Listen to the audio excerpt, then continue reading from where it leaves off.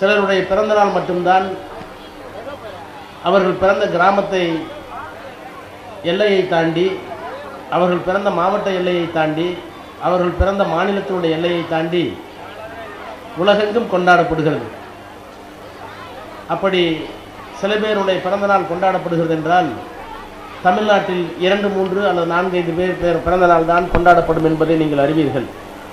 அதிலே முத்தாய்ப்பாக திகழ்கிறவர் முத்தமிழறிஞர் டாக்டர் கலைஞர் அவர்கள் என்பதை இன்றைக்கு உலகத்திலே இருக்கின்ற தமிழர்கள் எங்கெல்லாம் வாழுகிறார்களோ அந்த நாடுகளிலெல்லாம் கலைஞர் பிறந்த நாளை கொண்டாடி கொண்டிருக்கிறார்கள்.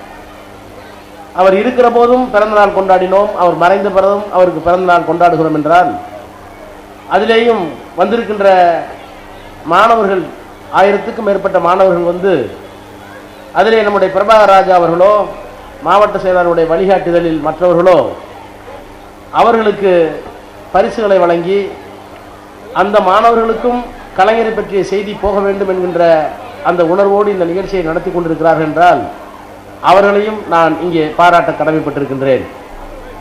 இந்த மாணவர்களை எல்லாம் பார்க்கிற போது ஏதோ ஒரு விதத்தில் அவர்கள் வேறு சிந்தனையில் இருந்தாலும் கூட, அவர்கள் என்னை கவனிக்கவில்லை, இந்த மேடையை கவனிக்கவில்லை என்றாலும் கூட, நான் அவர்களை பார்க்கிற போது என்னுடைய மாணவ பருவம் தான் எனக்கு நினைவுக்கு வருகிறது.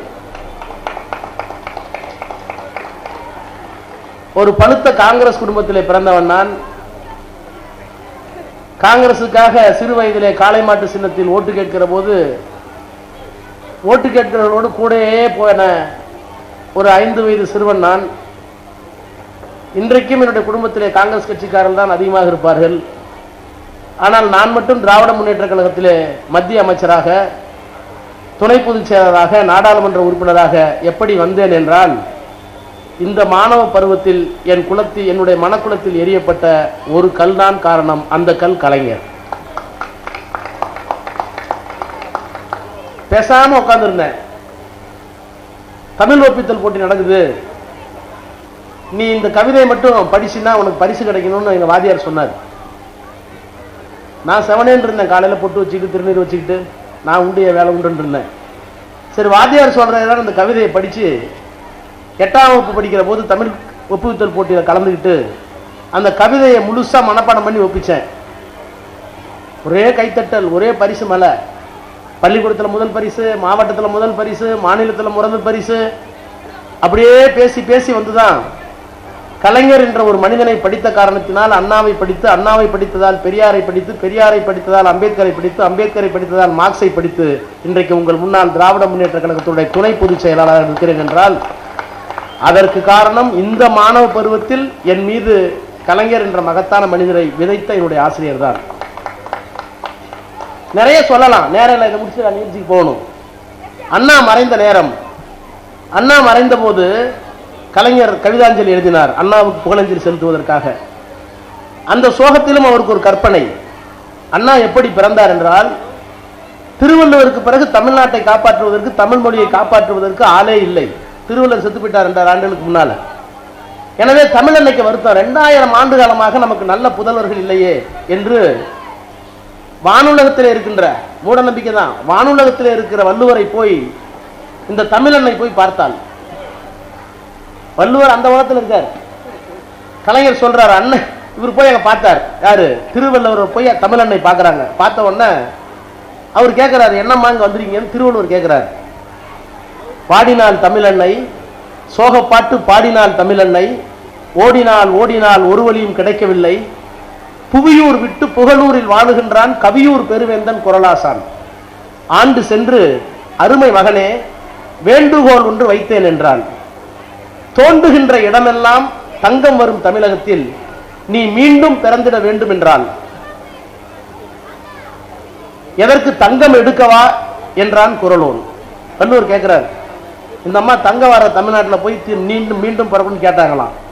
தோன்றுகின்ற இடமெல்லாம் தங்கம் வரும் தமிழகத்தில் நீ மீண்டும் பிறந்திட வேண்டும் என்றால் எதற்கு தங்கம் எடுக்கவா என்றான் குரலோன்.